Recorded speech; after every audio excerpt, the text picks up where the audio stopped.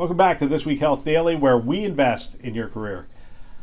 Ed Marks has been a great friend to the podcast and a really good friend to me, and I've really appreciated the back and forth that we've been able to have.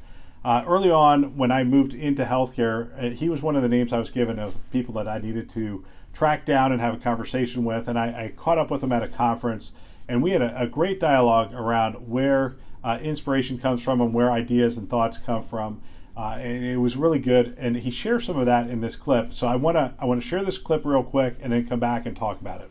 Can you give us an idea of what you did, why you did it, and what benefit was derived by your team in the health system by interacting with organizations outside of healthcare?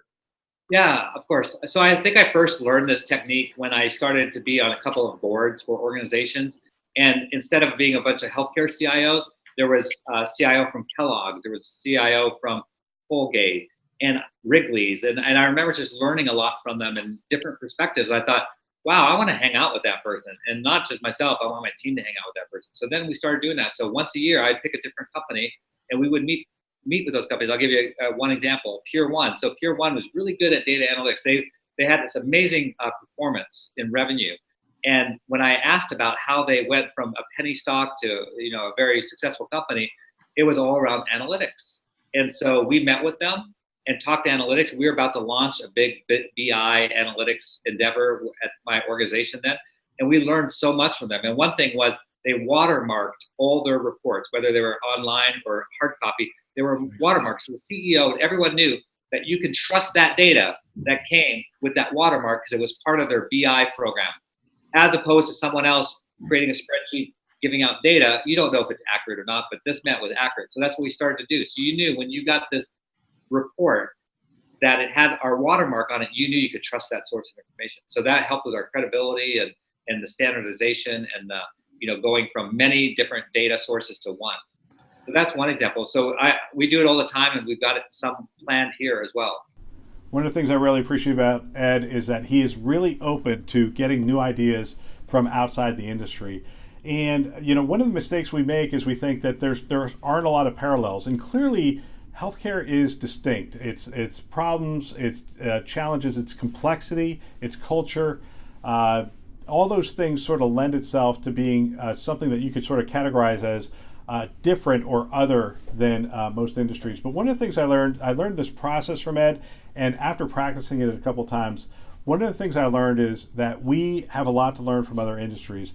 And it's not necessarily that they're going to come in and talk to us about clinical workflow and clinical practices, but they can teach us a lot about AI and analytics. They can teach us a lot about consumer engagement, about personalization, about innovation, interoperability. There's a whole host of things that other industries have done that really help us to think different about what we are doing within healthcare.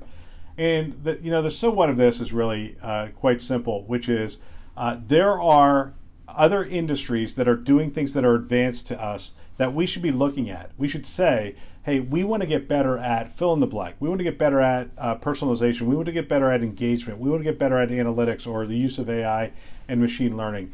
Look at those other industries. Talk to those other industries, talk to those leaders in those other industries. I think what you'll find is they're a lot more open to having conversations between your team and their team than you think they are. So the first is identify them and reach out to them. The second is get your teams engaged with those other players.